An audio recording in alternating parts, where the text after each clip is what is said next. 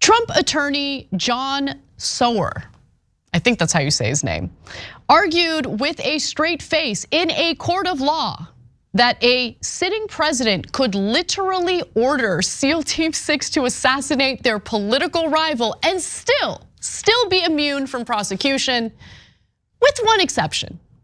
Now, it's an insane hypothetical, of course, but it is in fact relevant to the specifics of Jack Smith's election interference case against Donald Trump. Now, Trump's lawyers have argued that the broad legal immunity presidents are widely presumed to enjoy while in office extends to criminal cases filed against them after they leave office.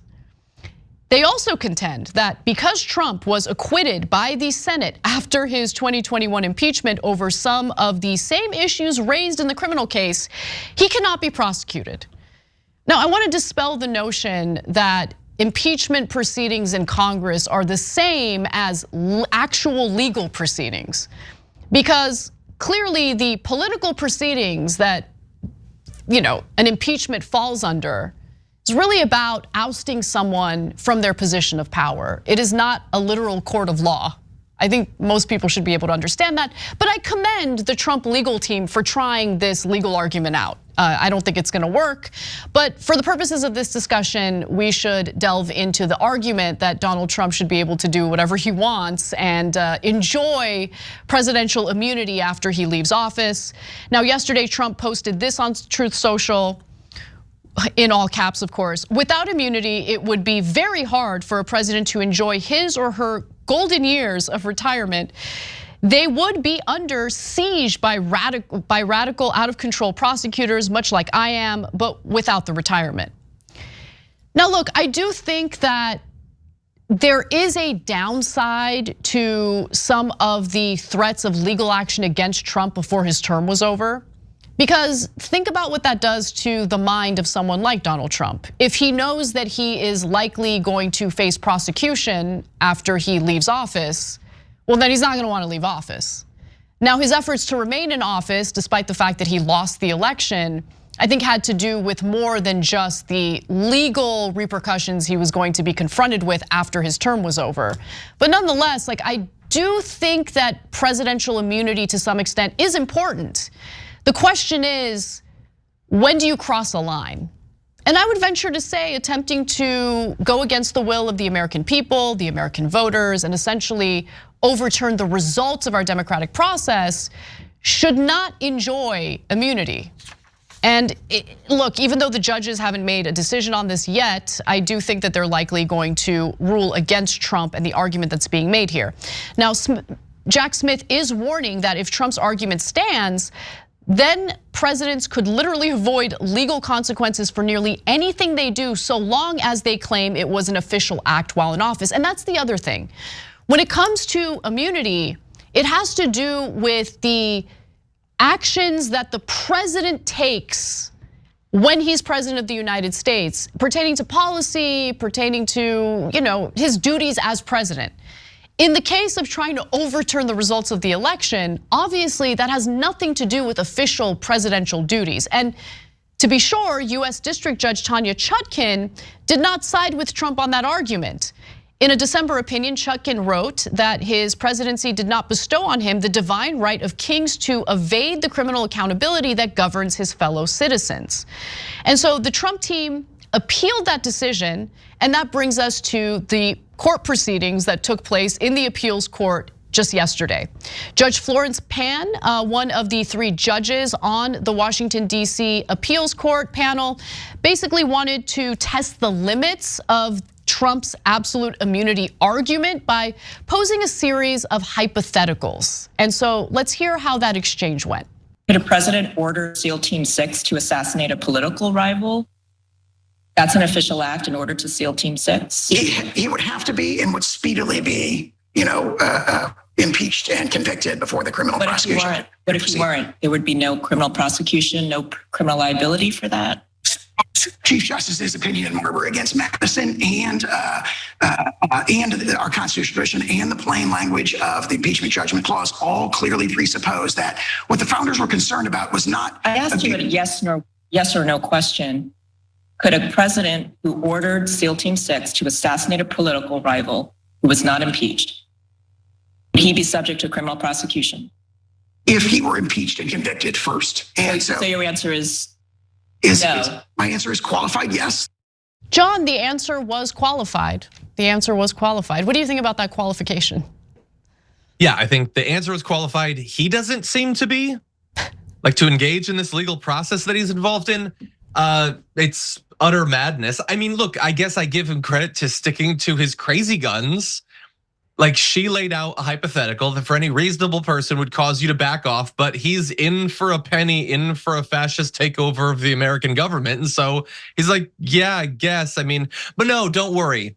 The Senate would just impeach and convict him, which means that your crazy plan for the president to assassinate a rival, SEAL Team 6, would not work. He would have to kill his political rival and also kill enough of the Senate that they wouldn't have a quorum and they couldn't convict him. And there would literally be no way to try him for the murder of, let's say, 50 senators because the Senate wouldn't be able to convict him. Or hell, you just kill a whole bunch of the House of Representatives as well, then he can't even be impeached.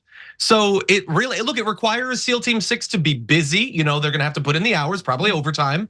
But if they kill enough of his political rivals, then I guess he, by definition, cannot be convicted. This is utter madness. It's madness to, normally we confront this sort of madness and think, well, for us, for any reasonable person, how is this what they're saying?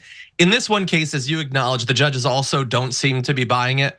There are other aspects of how they've tried to argue for this immunity that I think are utterly ridiculous and illogical. But I'm glad that we have focused on the hypotheticals because I don't think almost anyone, except the most diehard conservative who dreams of Trump being a literal king, I don't think almost anyone, including conservatives, want Joe Biden to have this sort of power, or like they didn't want Barack Obama to have this sort of power.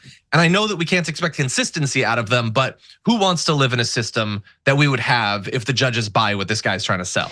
Yeah, you're exactly right. And I would just invite Trump supporters, listen, you support Trump, that's totally fine, I guess, right? But I want you to just consider, I want them to consider if the shoe were on the other foot, because what they would do in allowing for this ridiculous protection for their preferred presidential candidate, Donald Trump, is they would create a precedent that wouldn't just simply apply to Donald Trump. It would apply to any president in the executive branch. And so if the shoe were on the other foot and we were having a conversation about Joe Biden or Barack Obama right now, would they sign on to the idea that the president would enjoy immunity regardless of what he did and regardless of whether or not his actions had anything to do with official White House business? And I would venture to say, no, they would not co-sign to that. They would not agree to that. And so you don't want to open those floodgates, and you have to think a little ahead of what you would be creating in this country and how you would essentially provide so much more power to the executive branch, to the government. The very government that oftentimes they're unhappy with. It's so short-sighted. And look, John, you think it doesn't appear that the judges are going to rule in Trump's favor, but one of his other attorneys, Alina Habba, disagrees. She thinks that this argument is an absolute slam dunk. Here she is defending the notion that Trump is protected by presidential immunity. I've argued presidential immunity, Martha, ad nauseum because I represent the most targeted former president in American history. I can tell you right now, absolute immunity, or what we call presidential immunity, is an immunity that exists to not only protect presidents, but protect Americans. And that was the arguments that we heard today. If you all of a sudden change an immunity that has been in place forever, that has been in place for very good reason, then how are presidents to protect the country? How are presidents to speak to the press and address the nation when they're afraid of defamation in civil claims, when they're afraid of criminal charges for having military take action against our enemies?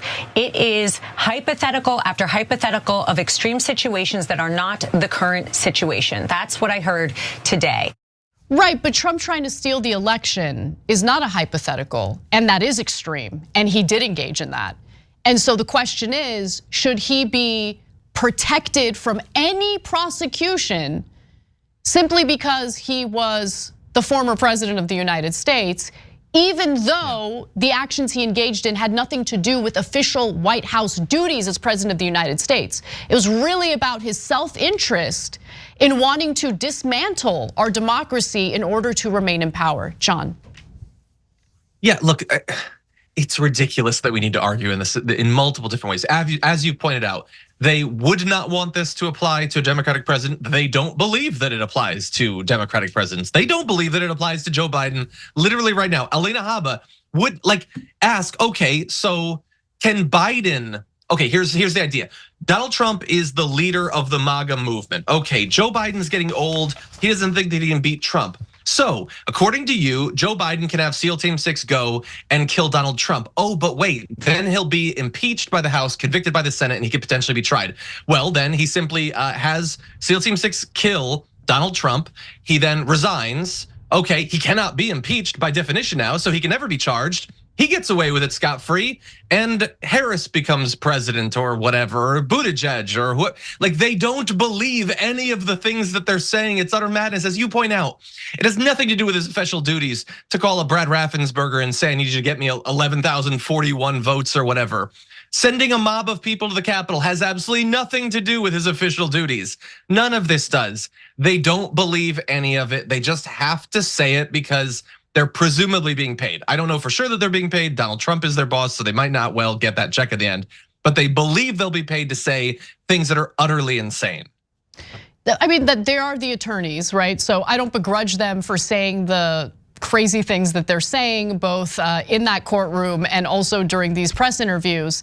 And again, this is what they're paid to do, so this is what they're doing. But what I do care deeply about is the interpretation of presidential immunity by the judges. And I do think that there is some importance in protecting immunity where it actually matters and where immunity actually applies. And I'm happy to say that even though we don't know what the final decision is going to be by this court, it does appear that the judges are considering how to handle this unprecedented situation in which they maintain the importance and protections of presidential immunity while also dealing with the unprecedented nature of Donald Trump engaging in these efforts to essentially overturn the results of the election in our democratic process. So for instance, Judge Florence Pan said that dismissing the Trump prosecution would have its own set of ill effects on the nation, like weakening the enforcement of criminal laws or diminishing the Constitution's guarantee that executive power will be vested in a duly elected president.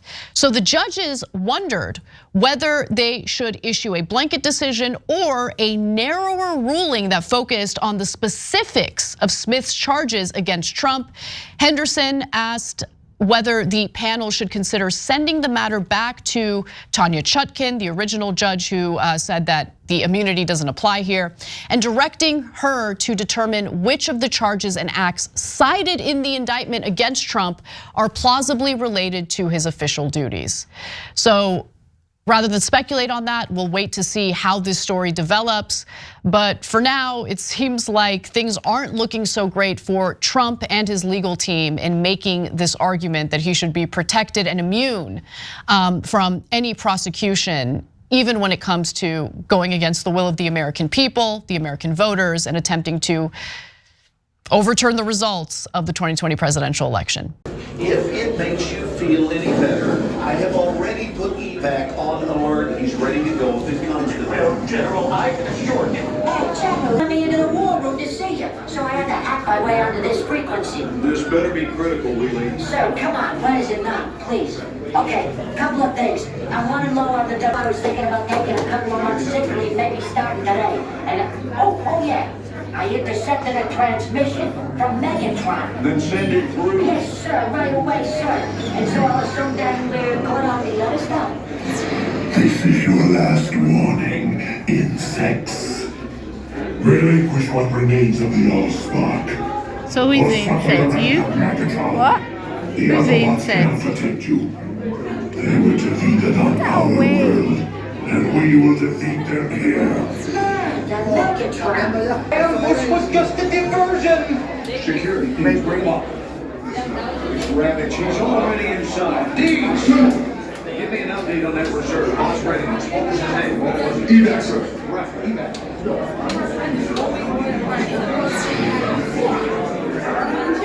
She's right in front.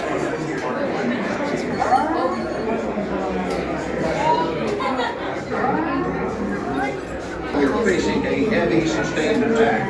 They appear to be after the All-Star aircraft.